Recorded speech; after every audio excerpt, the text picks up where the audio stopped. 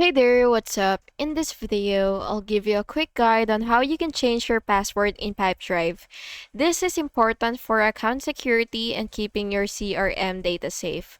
So the first thing that you will have to do is click your profile icon, and from here you will just have to click settings and or personal preferences. So it really depends where your change password section or option is. So you can try either of this. So yeah, as long as the change password option is there, then you can just choose any. So anyway, once you see the change password option, you will just have to click that, and then basically you will just have to type your current password to verify your identity, and you will set your new password by then and enter a strong new password and then confirm it.